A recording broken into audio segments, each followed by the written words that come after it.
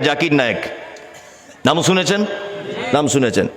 আমি কালকে রাত্রের একটা বক্তব্য শুনলাম ওনার, শুনে আমি আল্লাহর কসম, এটা গোপন কথা বলতে নেই তবুও বললাম, মিনিমাম আধ ঘন্টা আমার চোখ দিয়ে পানি পড়েছে। আধ ঘন্টা বহরমপুরে শুয়ে শুয়ে, মানে এমনিতে পানি চলে আসছে চোখে।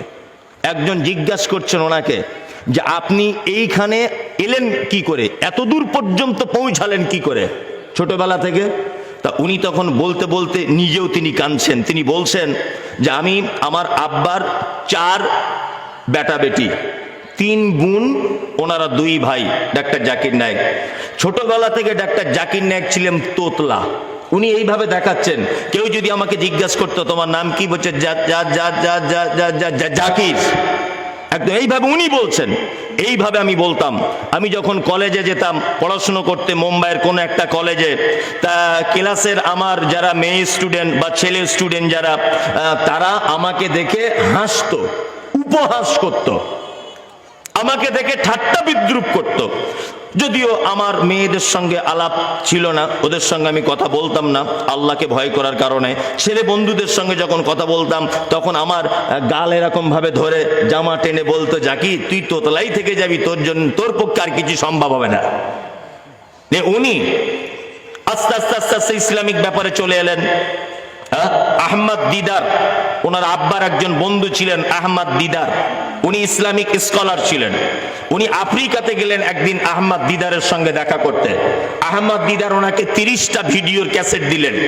30টা ভিডিওর ক্যাসেট ডাক্তার জাকির নায়েক বলছেন আমি বাড়ি নিয়ে চলে এলাম। এই 30টা ভিডিওর ক্যাসেট টোটালটাই আমি মুখস্থ করে নিলাম। নিয়ে আমার মনে ইসলামিক ব্যাপারে চিন্তা ভাবনা শুরু হলো। আমি আস্তে আস্তে আস্তে আস্তে করে কোরআন তেলাওয়াত করতে শুরু করলাম। কোরআন তেলাওয়াত করলাম। আল্লাহর কসম ডাক্তার জাকির নায়েক বলছেন যে আমি মানুষের সঙ্গে যখন কথা বলি তখন আমি তোতলা হয়ে যাই, কিন্তু আমি নিজে চোখে এটা দেখেছি, এটা আমার অভিজ্ঞতা। আমি যখন আল্লাহর কালাম তেলাওয়াত করেছি আমার জবানে একটাও তোতলা ভাব আসতো না, একটাও। ওনার বক্তব্য এটা না, নিজের কানের বক্তব্য শোনা আমার। উনি আবার বলছেন যে আমি যখন এমনি কথা বলতাম তখন আমার ঠোঁট, আমার জবানে তোতলা ভাব থাকতো, কিন্তু আমি যখন দাওয়ার কাজ করতাম, মানুষকে যখন আল্লাহর দিকে দাওয়াত দিতে যেতাম, স্কুলের বন্ধু বান্ধবদের সঙ্গে যখন আল্লাহর পরিচয় ঘটাতাম, তার যখন নবী সম্পর্কে ধারণা করতাম, ধারণা তার মনে ঢোকাতাম, আমি যখন ইসলাম এবং অইসলামিক বইপত্র পড়ে তাদেরকে শোনাতাম, আমার মনে কখনো আমার জবানের জড়তা আসতো না। কিন্তু আমি দুনিয়াবি কোনো কথাবার্তা যখনই বলতে গেছি, এটা আমার জীবনের এক আশ্চর্য পয়েন্ট, সেটা হচ্ছে আমার মনে, আমার জবানে জড়তা আসতো। কিন্তু আমি যখন দিনের কথা বলতাম, কোরআন যখন তেলাওয়াত করতাম, আমার মনে জড়তা, আমার ঠোঁটে জড়তা আসতো না। আল্লাহু আকবার। আমি বুঝতে পেরেছি যে কোরআন তেলাওয়াত করার মাধ্যমে পৃথিবীর সব কিছু সম্ভব। এর থেকে যদি আপনি দূরে থাকেন তাহলে সব হাতছাড়া হয়ে যাবে, বরবাদ হয়ে যাবে। কোরআন মাজিদটা দেখি।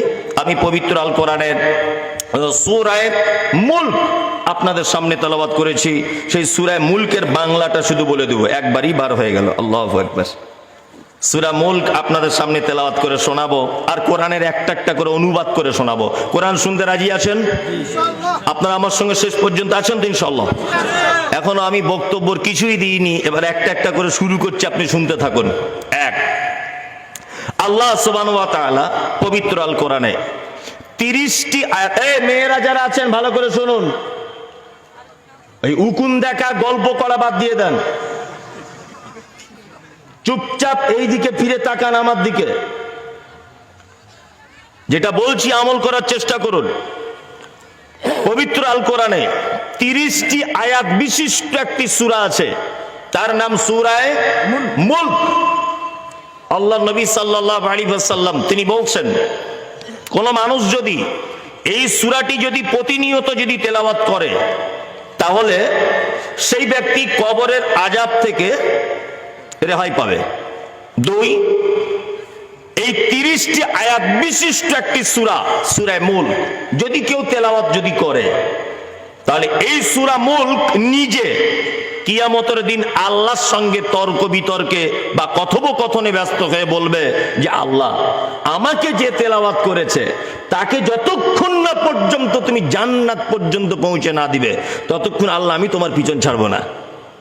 সূরা মুলক নিজে ইনশাআল্লাহ আমরা তেলাওয়াত করব।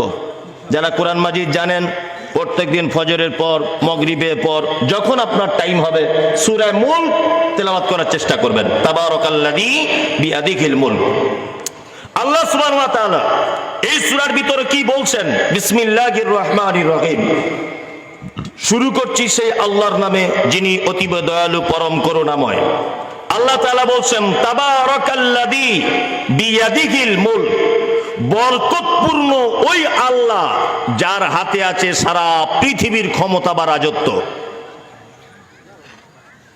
সারা পৃথিবীর রাজত্বের মালিক কে? সারা পৃথিবীর ক্ষমতার মালিক আল্লাহ, তাই না?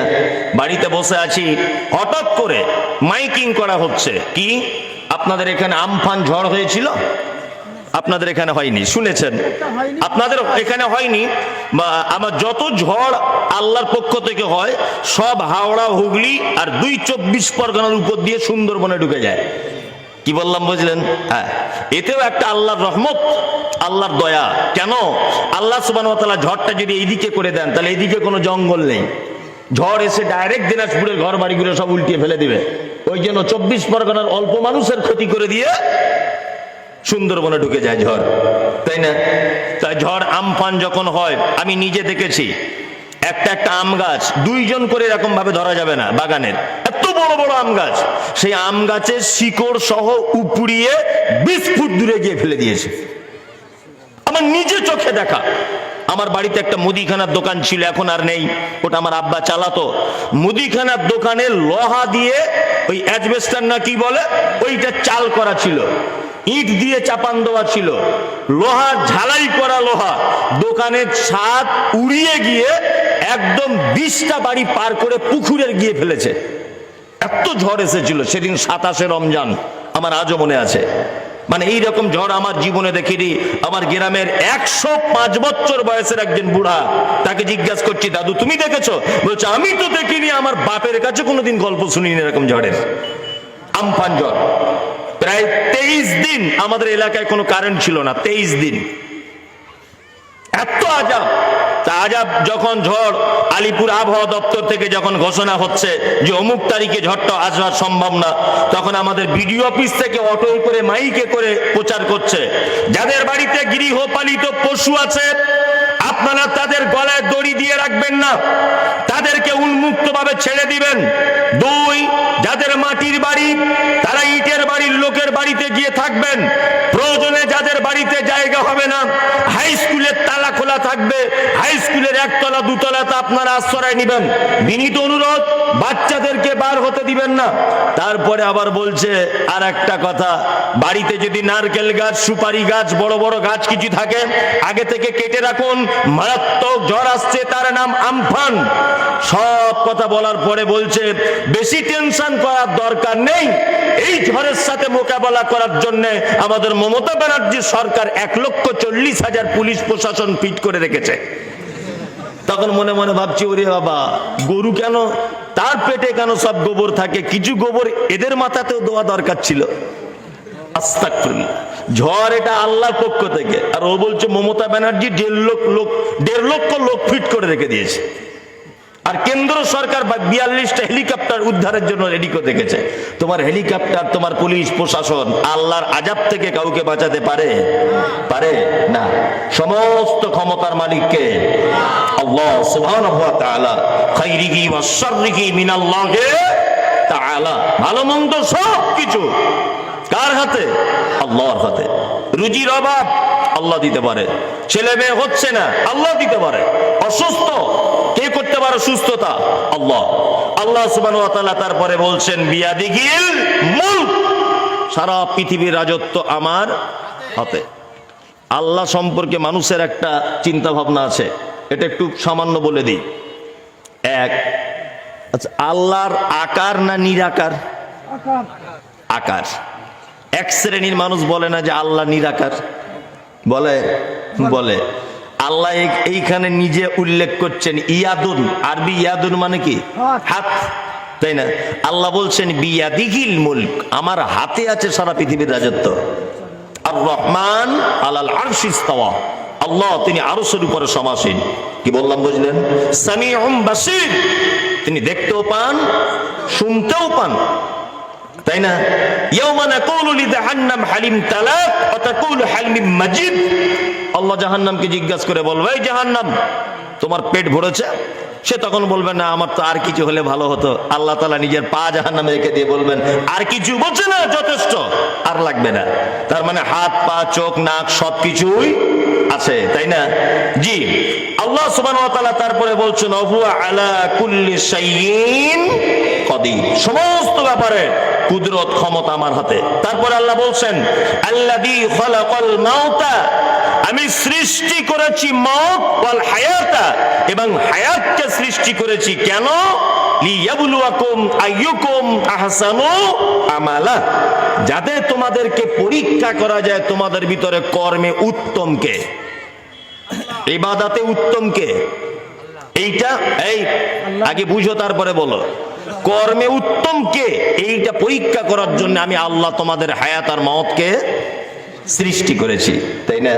তার মানে এই পৃথিবীটা একটা পরীক্ষার জায়গা। আজকে কি বার? আজকে ক তারিখ? 26 ডিসেম্বর, এই জানুয়ারি। আজকে কি দিবস? প্রজাতন্ত্র দিবস। কত মুসলিম ছেলে মেয়ে 26শে জানুয়ারিতে পিকনিক এটা ওটা নিয়ে ব্যস্ত, ব্যস্ত না? ব্যস্ত। এ হচ্ছে নালায়েক, মূর্খ, এ গাধা, এ কিছু বোঝে না। একটা কথা আপনাকে দৃষ্টান্ত পেশ, আপনি ধরে রাখুন, ওখানে রাখবেন না, ধরে রাখুন। একটা কথা আপনাকে দৃষ্টান্ত পেশ করি, সেটা হচ্ছে এই। আচ্ছা, আল্লাহ বললেন পৃথিবীটা পরীক্ষার জায়গা, তোমাদেরকে পাঠিয়েছি পরীক্ষার জন্য। পরীক্ষার হলের নিয়ম কি? পরীক্ষার হলের নিয়মটা কি? এক, ছাত্র পরীক্ষা দিতে গেল, পরীক্ষার হলে তার আব্বা তাকে পৌঁছে দিল। পরীক্ষায় হলের ভিতরে ঢোকার পরে মাস্টার তার হাতে প্রশ্ন দিল। প্রশ্নের উপরে লেখা আছে এত মার্কের পরীক্ষা হবে, 100 মার্কের পরীক্ষা। আর একদিকে লেখা থাকবে পরীক্ষাটা হবে 3 ঘন্টার মধ্যে সীমাবদ্ধ। আপনার ছাত্র প্রশ্নপত্র পাওয়ার পরে সে যেন লিখতে শুরু করে দিল। 1 ঘন্টা লেখা হলো, ঢং করে একটা ঘন্টা বেজে গেল। বাজে না? ঘন্টা বাজে কেন? তার মানে মাস্টার ওকে বলে দিতে চাইছে, তোর জীবনের মূল্যবান 3 ঘন্টার ভিতরে 1 ঘন্টা চলে গেল। সাবধান, তাড়াতাড়ি করে লেখ, 15টা উত্তর দিতে হবে। ওর লেখা হয়েছে 4টা, বাকি আছে কটা? 11টা, তাই না? তার মানে হিসাব অনুযায়ী 3 ঘন্টায় 5টা করে লেখার কথা, ও লিখেছে কটা? 4টা।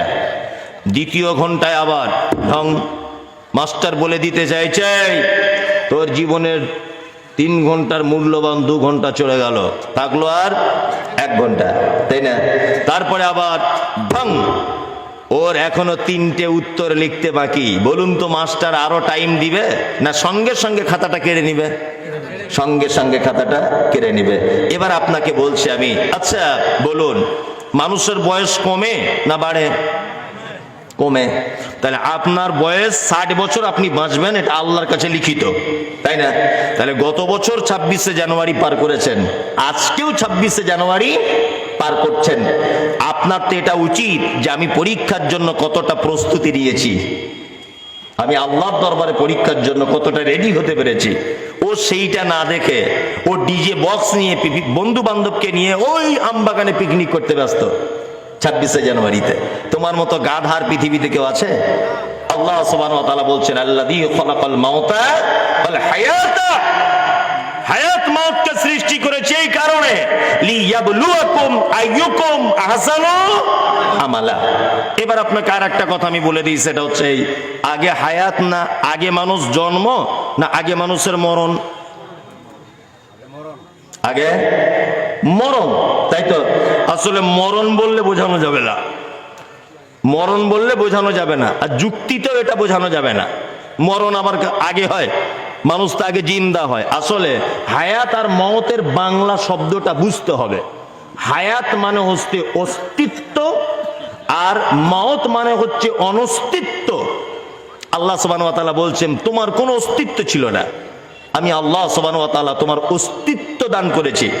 হ্যাঁ, আচ্ছা, আমি যখন মায়ের পেট থেকে পৃথিবীতে আসি, যখন ছিলাম না পৃথিবীতে, আমার কোনো বংশ পরিচয় ছিল, আমার নাম টাম কিছু ছিল, লা তা'লামুনা শাইয়া আল্লাহু আখরাজাকুম মিন বুতুনি উম্মাহাতিকুম লা তা'লামুনা শাইয়া।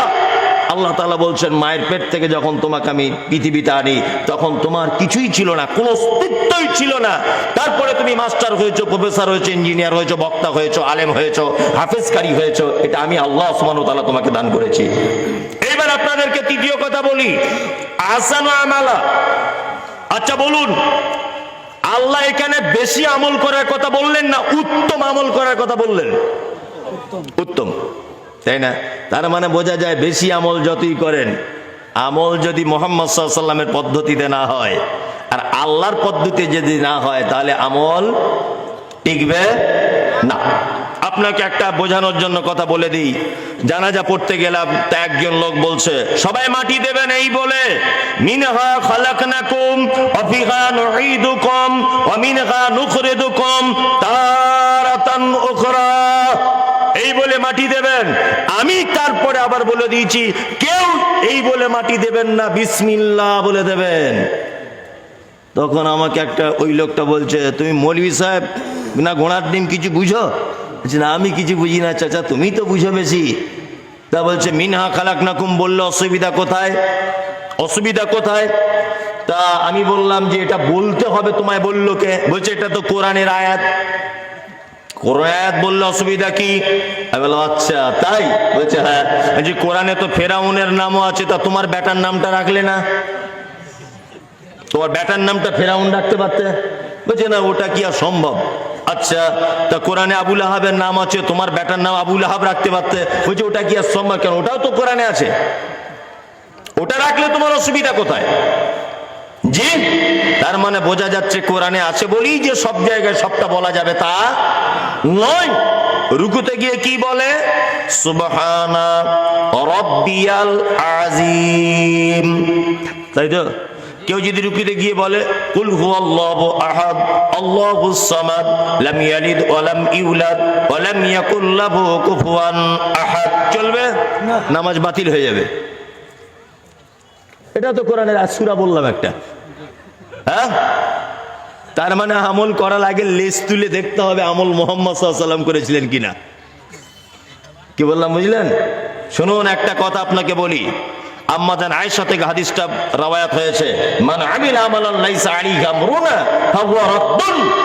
আল্লাহ নবী সাল্লাল্লাহু আলাইহি ওয়াসাল্লাম বলেছেন, কোন মানুষ যদি কোনো কাজ করে, সেই কাজে যদি আমার পক্ষ থেকে কোনো আদেশ যদি না থাকে, সে আমল বাতিল। ওই জন্য আমি আপনাকে আবার বলে দিচ্ছি, এটা জাত্যহীন ভাষাতে 15ই শাবান আর কিছু দিনের ভিতরে চলে আসছে আমাদের মাঝখানে। এই তো আপনার মার্চের 11 তারিখ থেকে না 12 তারিখ থেকে রমজান শুরু, আর কয়েকদিন পরে প্রচলিত একটা নাম আছে, তার নাম শবে বারাত, আছে না? আছে। এই দিন অনেক জায়গাতে রোজা রাখা হয়, রোজা রাখা হয় না? শবে বারাতের দিনকে কেন্দ্র করে, 15ই শাবানের দিনকে কেন্দ্র করে রোজা রাখা বেদাত, চলবে না। কারণ এইটা মুহাম্মদ সাল্লাল্লাহু আলাইহি ওয়াসাল্লামের তরফ থেকে কোনো প্রমাণ পাওয়া যায় না। মিলাদুন নবী বেদাত, ইয়া নবী সালাম আলাইকা বেদাত।